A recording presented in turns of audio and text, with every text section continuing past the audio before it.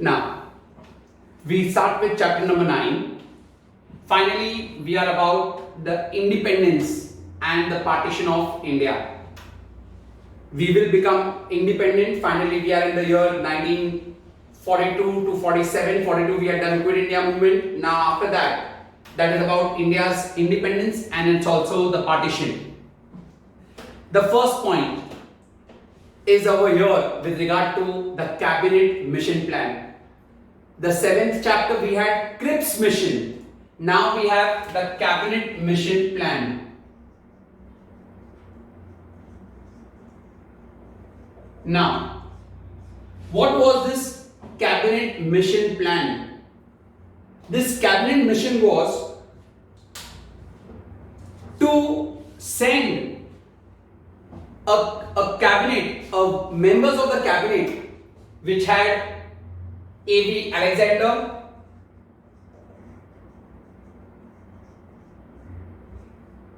Patrick Lawrence,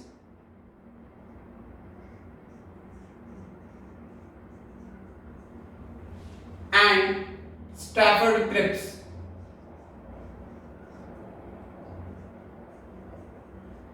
These were the 3 members of the cabinet mission, and they were sent to India to facilitate the process of transfer of power.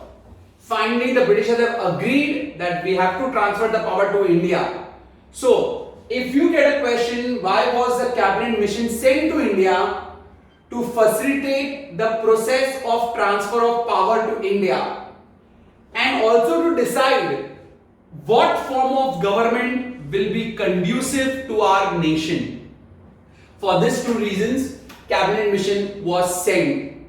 Who are the members of this cabinet mission? A.V. Alexander, Patrick Lawrence, and Sir Stafford Cripps. They were the 3 members of this cabinet mission, and they were sent to India by the Britishers after passing a resolution in the House of Commons. House of Commons is the British Parliament. In that, they had thought that now it is inevitable, and now we have to transfer the power to India and also to decide what form of government will be conducive for the Indian people. That is why these 3 members were sent. Now, the next question. Give the provisions of the cabinet mission plan. What were the provisions of the cabinet mission plan? An important question. Under the provisions, we have the first point as Federal Union. Now, there will be a Federal Union, and the Federal Union will comprise of 2 things. One will be British provinces and one will be the princely states. British provinces and the princely states. The British provinces will have a right over subjects such as defense, foreign affairs, and communication. All these 3 subjects will lie with the British provinces, and they also have a right to raise funds for these 3 subjects. We are doing provisions of cabinet mission plan, provisions or clauses, whatever you want to say, of cabinet mission plan. First point is Federal Union. Under the Federal Union, the powers are divided between the British provinces and the princely states. The British provinces will have a right to make laws on subjects such as defense, foreign affairs, as well as communication.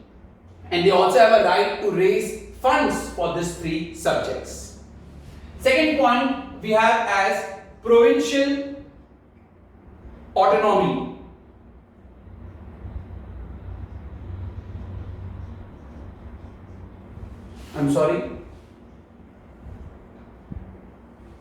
Provincial autonomy.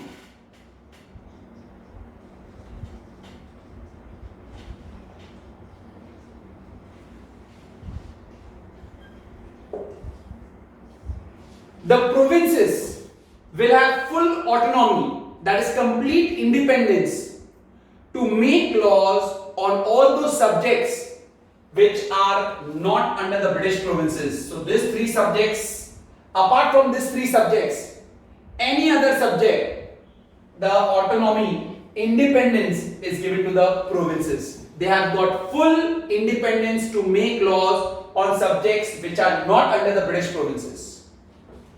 The third point, grouping of provinces.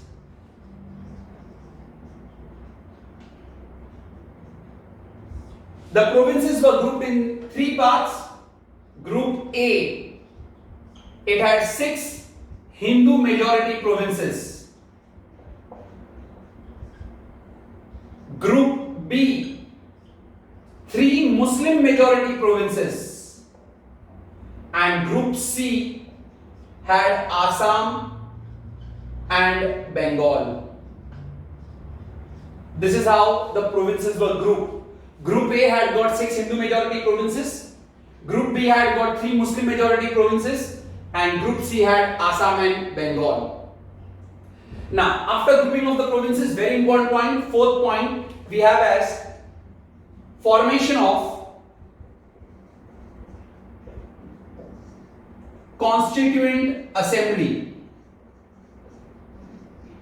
A very important point, formation of Constituent Assembly. Why was the Constituent Assembly formed? The Constituent Assembly was formed to frame the Constitution.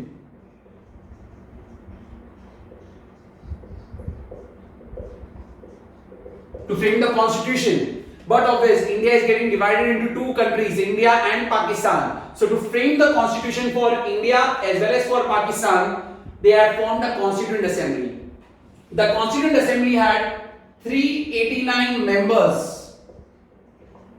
Total there were 389 members, out of which 296 members were elected by British provinces and 93 will be elected by princely states. And all these 389 members are together elected by the members of provincial legislative assemblies. They are elected by the members of provincial legislative assemblies. A very, very important point, formation of Constituent Assembly. The next point we have, the fifth point, that is with regard to an interim government. Again, a very, very important point, interim government. Now, interim government is a temporary government, a time-being government. Now, but obviously, if the Britishers leave India and go, immediately we cannot have an Indian government. So, for a time being, they will have an interim government. This interim government will comprise of 14 members. 14 members will be there in this interim government. And for the time being, the Viceroy will reconstitute the Executive Council. Viceroy will reconstitute, he will change his Executive Council and will try to give representation to all the sections of the Indian society. Try to give representation to all sections of the society.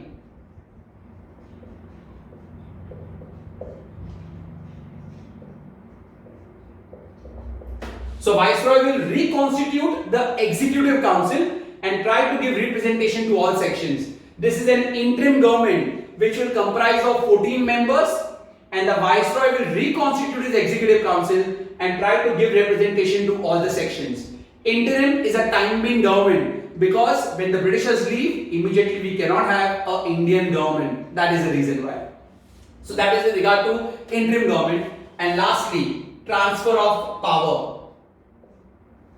Transfer of power. The cabinet mission did mention that there will be a treaty soon between the Britishers and the Indians by which they will transfer the power to India and to Pakistan respectively, thus ending all their alliances with India. These were the clauses or the provisions of the cabinet mission plan in India.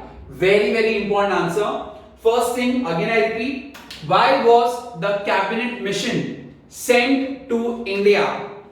cabinet mission was sent to India after passing a resolution in the House of Commons. House of Commons is the parliament of the Britishers.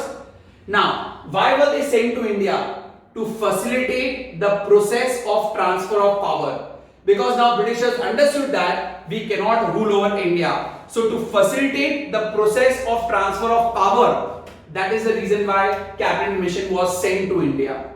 And also to understand what type of government will be suitable for our nation. And the members were Patrick Lawrence, A.V. Alexander and Sir Stafford Cripps. After that, the clauses or the provisions of the cabinet mission. 4-marker answer, important question. Federal Union. Federation means powers are divided. Over here the powers are divided between British provinces and the princely states. The British provinces will have power to make laws on subjects like defense, foreign affairs and communication. They will also have a power to raise finance, to raise funds for these subjects. Provincial autonomy. The provinces will get full independence, autonomy is independence, to make laws on those subjects which are not under the British provinces. So apart from these 3 subjects, any other subject, the provinces will have full autonomy, full independence to make laws. Third point, grouping of the provinces. Provinces were grouped under A, B and C. Group A will have 6 Hindu majority provinces. Group B will have 3 Muslim majority provinces and Group C will have Assam and Bengal in it. Fourth point, very very important point, formation of Constituent Assembly. If I ask you, why is the Constituent Assembly formed by the Britishers? To frame the Constitution. The main aim of the Constituent Assembly was to frame the Constitution for the 2 new dominion. The 2 new dominion were India and Pakistan. Now, how many members were there in the Constituent Assembly? 389. Let's see the bifurcation of 389. 296 will be elected by the British provinces and 93 members will be elected by the princely states. There are total 389 members in the Constituent Assembly, out of which 296 will be elected by the British provinces and 93 will be elected by the princely states. All these members are elected by the provincial legislative assemblies.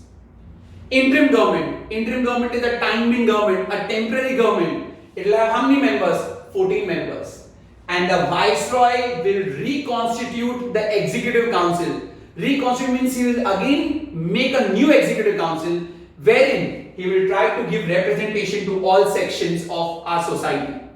And lastly, transfer of power. A treaty will be signed and in that treaty the Britishers will transfer power to the Indians.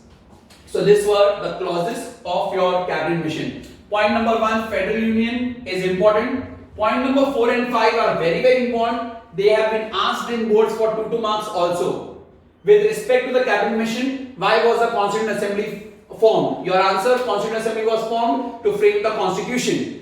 In that you will write how many members were there? 389, 296 were elected by the British provinces and 93 were elected by the princely states. And all these members were elected by the elected members of provincial legislative assemblies.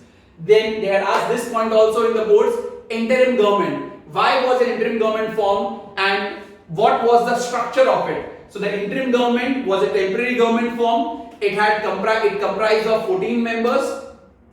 Now, the Viceroy, he would reconstitute the Executive Council. He will change the Executive Council and try to give representation to all sections of the Indian society. And lastly, transfer of power. A treaty will be signed very soon by which the Britishers will hand over the power to the Indians and also to Pakistan specifically, and thus ending the British rule in India. So this was your entire cabinet mission. Do not get confused with the 7th chapter, that was Cripps mission. Why was Cripps sent to India? Because Japanese army was advancing towards India and to break the political deadlock in the country. Cabinet mission was sent to facilitate the process of transfer of power. Now they are handing over the power and going to India. This is the reason why cabinet mission was sent. And Cripps mission because Japanese army was advancing and to break the political deadlock. So both are different. That was Cripps, this is cabinet mission. Is that very clear? Now we move on to the next part, that is about the Mountbatten Plan.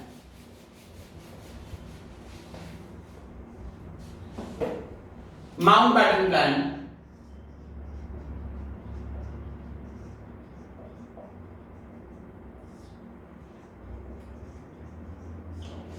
Lord Mountbatten, he was the person who was conferred with two titles under the Britishers. He was also the Governor General and he was also the Viceroy during the period of 1947. So if you get a question in 1947, name a Britisher who was also the Governor General and the Viceroy, answer will be Lord Mountbatten. He was the Viceroy as well as the Governor General. He was holding two positions. Now, what was the immediate main objective of Lord Mountbatten? What he wanted to do? He wanted to have a peace between the two warring nations, that is the Congress and the Muslim Leagues. Both were at loggerheads with each other and he wanted to give justice to both of them. That is the reason why Mountbatten then prepared his plan, and that is why that plan is called as Mountbatten Plan. So here also we have got the clauses or the provisions of the Mountbatten Plan. Now, very simple. What are the provisions of the Mountbatten Plan? Provisions, or you can say clauses. The first clause, two new dominion. Which will be the two new dominions? India and Pakistan. That's it. This is what you have to write inside. The two new dominions will be formed. One will be India and one will be what? Pakistan. Second point. Relation with Britishers. The two new dominions, India and Pakistan, they are free to decide what relations they will have with the British Commonwealth. It's upon India and Pakistan what relation further they want to continue with the British Commonwealth. Third point. Boundary Commission.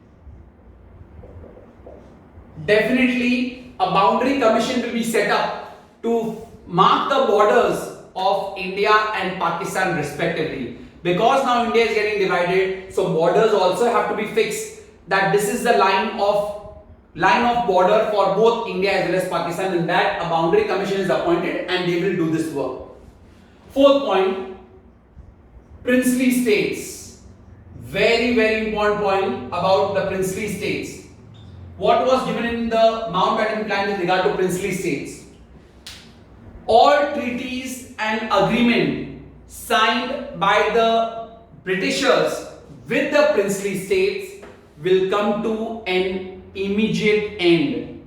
Whatever treaties were signed by the Britishers with the princely states will be ended immediately, and the princely states are free to decide whether to join India or to join Pakistan or to remain free.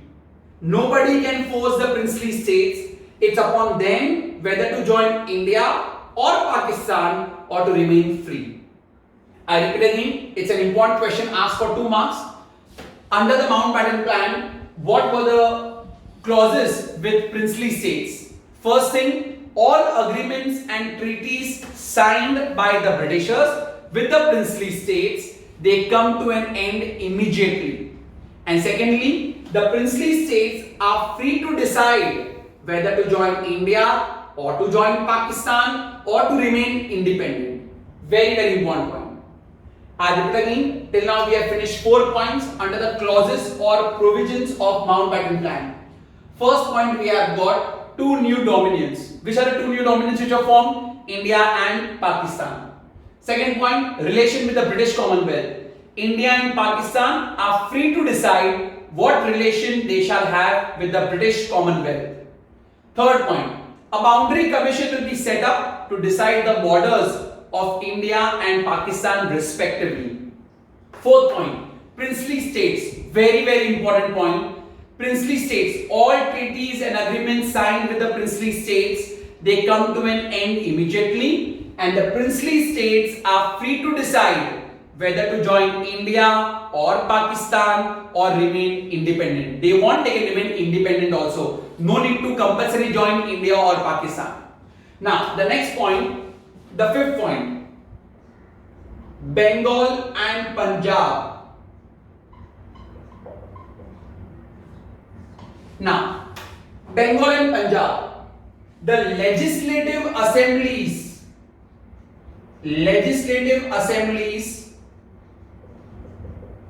of Bengal and Punjab will decide about their partition. Whether Bengal and Punjab should be partitioned or no will be decided by the legislative assemblies of Bengal and Punjab about their partition. Bengal was a huge province, so for its partition, the legislative assembly will decide whether they have to be partitioned or no. The next point we have got the Sindh province. Even for Sindh province, the legislative assembly will take a call whether to join India or to join Pakistan. Now here, the Sindh province, the legislative assembly of the Sindh province will decide whether to join India or to join Pakistan. Then we have the next one, that is the Northwest Frontier province.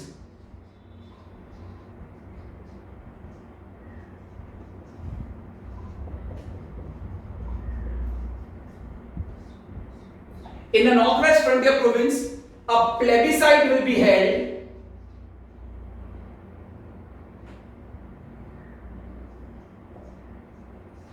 a plebiscite, it's a type of a meeting with the people. A plebiscite will be held and then they will decide whether to join India or to join Pakistan. The eighth point, Sylhet district. Sylhet district. The Sylhet district has a Muslim majority province, and here they will decide by way of referendum. Now what is this referendum? Directly referring to the people here to join East Bengal or to join Assam. Why East Bengal? East Bengal was a Muslim majority province and Assam was under the Congress, so Hindu majority province. So here we don't write in India or Pakistan, but here the Sylhet district, it was a Muslim majority province. By the referendum they will decide whether to join East Bengal or to join Assam. I repeat, point number 4, 5, 6, 7, 8 all are very very important. Princely states. All treaties and agreements signed with the princely states, they come to an end immediately, and princely states are free to decide whether to join India or Pakistan or remain independent. Bengal and Punjab, the legislative assemblies of Bengal and Punjab will decide about their partition. We are not talking about India, Pakistan, about their own partition. Sindh province, the legislative assembly will decide to join India or to join Pakistan. Northwest Frontier province, there will be a plebiscite, a meeting to decide whether to join India or to join Pakistan. Sylhet district, there will be a referendum to decide to join East Bengal or to join what? Assam. It is a Muslim majority province. That is why over here there will be a referendum will be held and then they will decide to join East Bengal or to join Assam. And finally, that is 9th point, that is transfer of power. Transfer of power, a treaty will be signed and the Britishers will cease to operate in India and thus power will be transferred to India and to what? Pakistan. These were the provisions of Mountbatten Plan. Very very important question from board's point of view. You may get any 4 marks, you can write any 4 provisions, but point number 4 to 8 specifically they may ask you separately also with the caption. So these are very very important. Remember, Mountbatten was sent to India for this process only, and his main objective was to solve the dispute between the two warring camps. Who were they? Congress and the Muslim League. So that's the reason why he had made this plan and given the option to other provinces also whether to join India or to join Pakistan, etc. And Lord Mountbatten, he was holding two positions as I told you. One, he was the Governor General and he was also the Viceroy. He was the Governor General and he was also the Viceroy, and thus he made this plan. Now, till now if you remember, Congress was against the partition of the nation. Now here if you go to see, there was a clear-cut partition of the nation. But still, why did the Congress accept this plan? Very important answer. Why did Congress accept the Mountbatten plan? Congress acceptance of the Mountbatten plan. Why did they accept this Mountbatten plan? First point, communal riots. Already there were so many communal riots engulfed in the whole country. So the Congress thought that might well, if the partition is happening, communal riots will stop. Communal riots are the riots on the basis of community clashes, like Hindu-Muslim riots you listen so many times. So Congress thought that if partition is happening, it's good, communal riots will stop, because our country was already facing so many communal riots. Second point, if this partition would not happen, then India would be in the midst of civil war.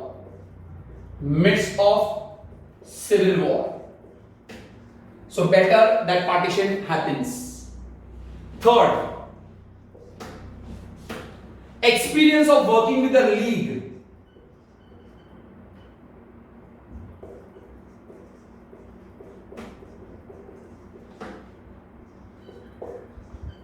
Muslim League. League is the Muslim League. What happened was, the Congress had worked with the Muslim League during the interim government. You remember the 14 members? So during that time, Congress got the experience of working with the Muslim League, and they understood that the work of Muslim League is more of obstruction and not of cooperation. That is why Congress thought it's better that let the partition happen only.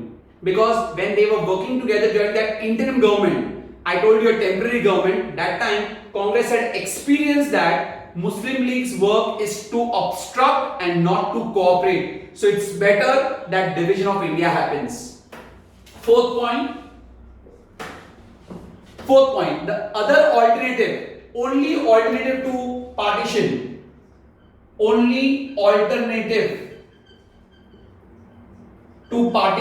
be weak center. Only alternative to partition will be weak federation or weak center. Because if you are with the Muslim League, definitely our center or our federation will be what? Weak.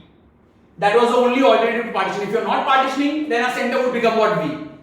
So what the Congress thought that smaller India with strong center is better than larger India with weak center.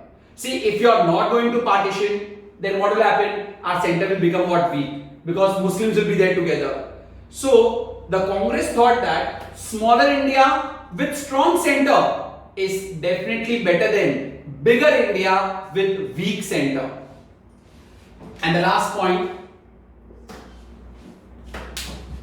that is, one is about our communal riots. As I told you, India was already engulfed with communal riots.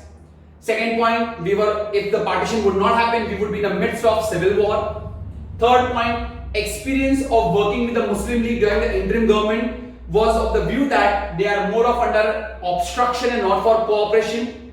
Fourth point, if we wouldn't have partitioned, then we would have a weak federation or a weak center. So the Congress thought that smaller India with strong center is better than bigger India with weak center. And now the fifth point. If you remember, all the communities were asking for separate electorates. So problem of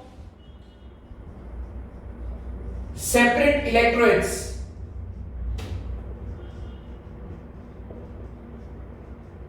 will be solved if partition happens.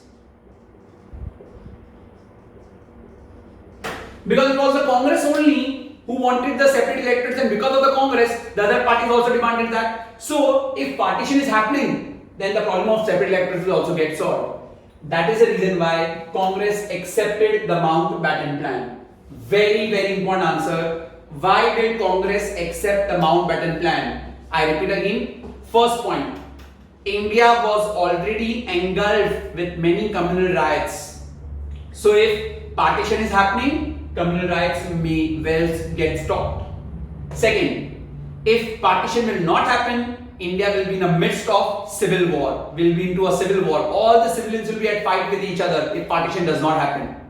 Third point, the Congress got an experience of working with the Muslim League when during the time of interim government, and that time they understood that the aim of the Congress is of obstruction and not of cooperation. So might as well we end any alliance with the Muslim League. Fourth point, only alternative to partition. If we are not partitioning our country, then we will have a weak federation or a weak center. So Congress thought that smaller India with strong center is better than bigger India with weak center. Why smaller India? If Muslims are living and having their own Pakistan, we'll have a smaller India, but our center will be strong. That's better than bigger India with weak center. If Muslims are over here, it's bigger India, but the center will be what? Weak. And lastly, all of the communities were asking for separate electorates. So if partition happens, the problem of separate electorates will also be solved. These are the reasons why Congress accepted the Mountbatten Plan. One more time, what were the provisions of the Mountbatten Plan? Mountbatten was sent to India to have some solutions to the two warring camps. The two warring camps were, one was Congress and one was the Muslim League. He was holding two titles, two positions under the British. He was also the Governor General and he was also the Viceroy. Now, what are the provisions of the clauses? First one, two new dominions. One was India and one was Pakistan. Second point, relation with British. India and Pakistan will decide what relation they want to keep with the British Commonwealth.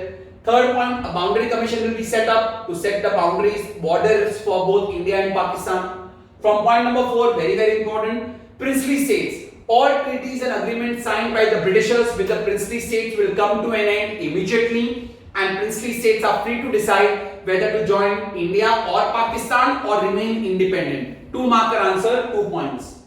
Bengal and Punjab. The legislative assemblies of Bengal and Punjab will decide about their partition. Sindh province, the legislative assembly of Sindh province will decide whether to join India or Pakistan. Northwest frontier province, there will be a plebiscite. Plebiscite is a meeting with the people and then they will take a call whether to join India or to join Pakistan or to remain independent. Sylhet district, a Muslim majority province, there will be a referendum. Referendum means directly referring to the people and asking their opinion. And then they will decide whether to join East Bengal or Assam.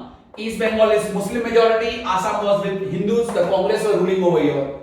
And lastly, finally there will be a treaty signed by the Britishers by which they will transfer the power to the Indians. Why did Congress accept the Mountbatten Plan? Had the Congress not accepted the Mountbatten Plan, then what would have happened? India was already engulfed with communal riots. So by accepting this, and if there is partition, communal riots problem will get solved. If there wouldn't be any partition, India would be in the midst of civil war. Third point, Congress had got an experience of working with the Muslim League during an interim government, and they understood that Muslim League is more under obstruction rather than cooperation. So it's better not to have any relations with them. Fourth point, only alternative to partition would have been a weak center or a weak federation. So Congress thought that smaller India with strong center is better than bigger India with weak center. And lastly, problem of separate electorates will get solved if the partition happens. So that was the clauses or the provisions of Mountbatten Plan, and why did the Congress accept it? Now, the last answer, that is clauses of the Indian Independence Act.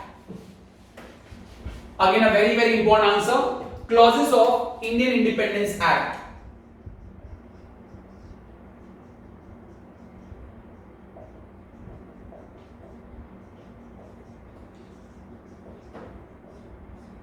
What are the clauses or provisions? Again, a 4-marker answer. Clauses or provisions of India Independence Act. The first point saying 2 new dominions. Which are the 2 new dominions? India and Pakistan. And after 15th of August 1947, the Britishers will not have any right over India and Pakistan, and a boundary commission will be set up for both India and Pakistan to decide their border areas. That's it, what you have to write under 2 new dominions. So after 15th of August 1947, Britishers' rule over India and Pakistan will cease to exist. India and Pakistan will be 2 independent dominions, and a boundary commission will be set up who will decide about the border areas. Second point, Governor General. Governor General will be set up for both India and Pakistan by the Britishers. They will decide who will be the Governor General for India and for Pakistan respectively till a new government is not formed. The British King and the Britishers, they will decide who will be the Governor General for both India as well as for Pakistan. Third point, Constituent Assembly to work as central legislature. Now, legislature means to make laws. That means for India as well as for Pakistan, they will form a Constituent Assembly, and the Constituent Assembly will work as central legislature. That means they have got full authority to make laws for both India as well as for Pakistan. Both of them will have a Constituent Assembly, and the Constituent Assembly will work like a central legislature. That means they will have full power to make laws for both India as well as for Pakistan. Fourth point, very important point, end of jurisdiction or end of British jurisdiction. Now, what are the points under the end of British jurisdiction? First point, the British King will cease to have his power over India from 15th of August 1947. That means Britishers will now no more rule over India from 15th of August 1947. That's the first point. Second, the titles like Emperor of India, King of England will now no more be valid. You cannot call anyone as Emperor of India or King of England because India is now independent nation. Point number 2. Point number 1, the Britishers will cease to have their power over India from 15th August 1947. Point number 2, the titles such as the King of England or Emperor of India will also cease to exist. The third point, that is the Governor General who is going to be acting over here will be following the provisions of Government of India Act 1935. The Governor General who are having a hold over India and Pakistan, they will follow Government of India Act 1935. And last, fourth point, the King will now have no veto power. King will have no veto power. Veto is basically to make laws, a negative vote which is passed, whatever he says becomes final. He will have now no veto power, and the veto power will be given to the respective countries who are there, that is India and Pakistan. So this is end of jurisdiction. This point individually was asked for 4 marks. End of jurisdiction under India Independence Act. I will now write them also so that you can memorize that time. First point, Britishers will cease to have any power over India after 15 August 1947. Second, titles. Which were the titles? Emperor of England,